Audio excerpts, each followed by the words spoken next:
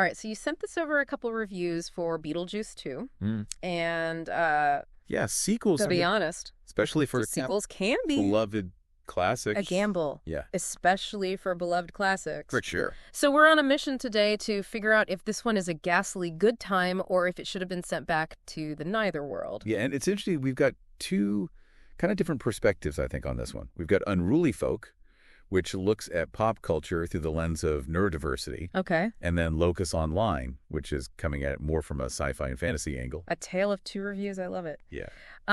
Let's start with Unruly Folk. Okay. They gave Beetlejuice 2 a 9 out of 10. Wow. Which definitely piques my interest. Yeah, they were really impressed by just how the film really leans into its own weirdness. The humor worked for them. They were into the special effects.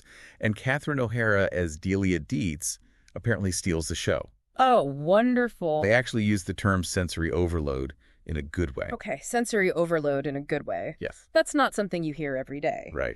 Knowing your love for just the visuals and the wackiness of the original, that little detail from Unruly Folk might be right up your alley. Definitely. They did say that they wanted more for Winona Ryder's character, Lydia. Yeah. Did they elaborate on that at all? Yeah, they basically felt like Winona Ryder was fantastic as always. Right. But that the character this time around was maybe a little more of a plot device than a fully fleshed out character. Interesting. Especially compared to the first one. So it's like they enjoyed the ride, but maybe felt like Lydia deserved a little bit more room to breathe. Yeah. Exactly. Okay, so a bit of a mixed bag there, but overwhelmingly positive. Yeah. What about Locust Online? Did our sci-fi fantasy friends find themselves back in the Maitland's haunted home? They did, and they had a good time. Good. Yeah, like Unruly Folk, they dug the humor and the visuals, and they really loved how the film sort of expands on the world of the original film. Okay.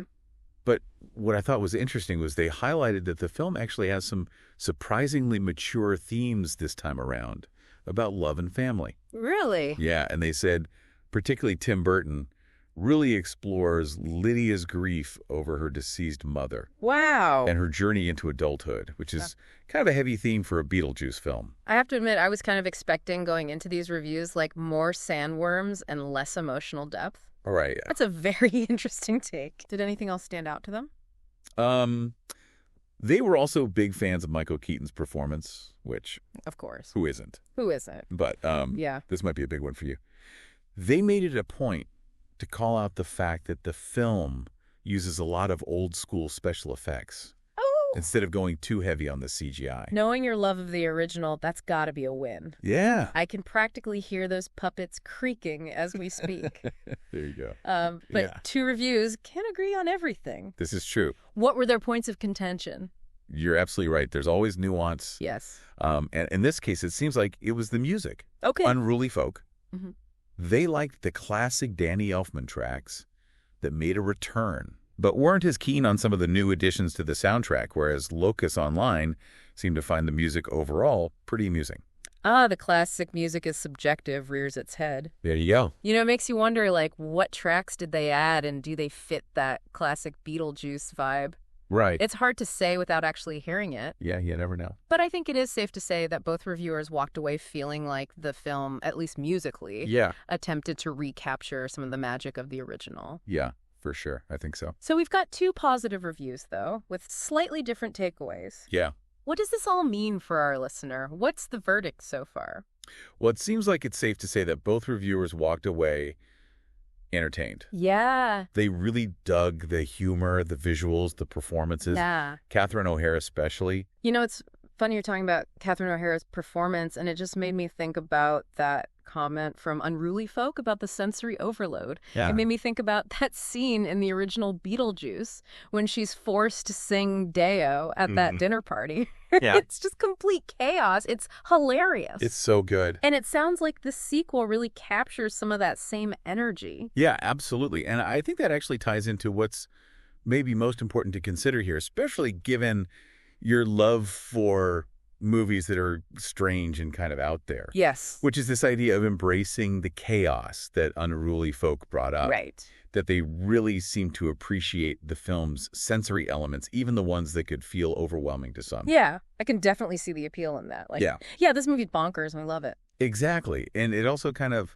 I don't know, it makes you think about Like, what makes a sequel successful in general, right? Yeah. Is it about recreating the original beat for beat? Right. Or is it about capturing the spirit of the original while also trying to do something new? And it sounds like Beetlejuice 2 really does lean towards the latter. Right. And especially considering that there is this focus on Lydia's storyline. It's like they're acknowledging the events of the original film, but they're also allowing these characters to grow and change. Exactly. Okay, so based on what we've heard, we've got a visually spectacular, I would say so, probably pretty wacky film with some surprisingly mature themes. It seems like it. Yeah, and a whole lot of Catherine O'Hara. A lot of Catherine O'Hara, what's not to like? What's not to like, right? Right. But we should say, both reviewers did have some minor critiques. Oh, sure. Unruly Folk wanted a little bit more for Lydia's character, and both reviewers had some thoughts on the music. Okay. But those seem like fairly minor quibbles in the grand scheme of things. No movie's perfect, right? That's very true.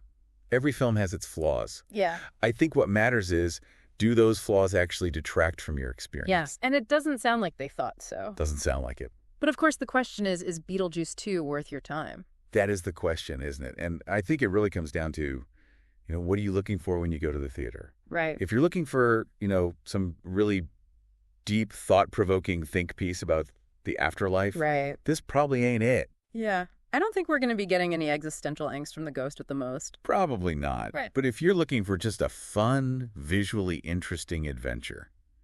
Yeah. With characters you already know and love, maybe some new faces. Right. Sounds like it's a pretty safe bet.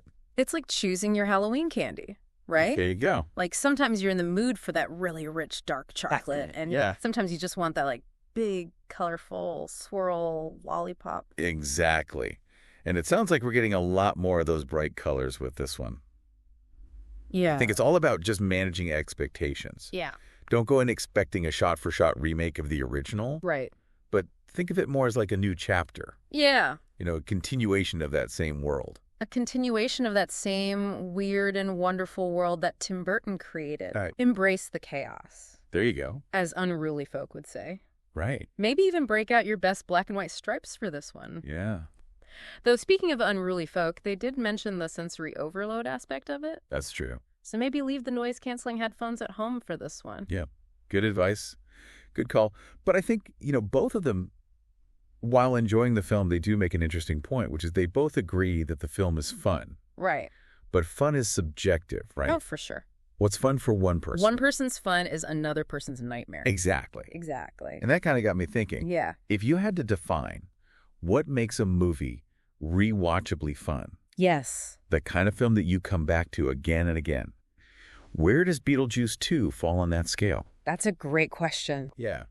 That's something to think about after you've seen it. Yes, and maybe after you've seen Beetlejuice 2, you can send us your review and we can hash this all out again. There you go. But until then, happy viewing.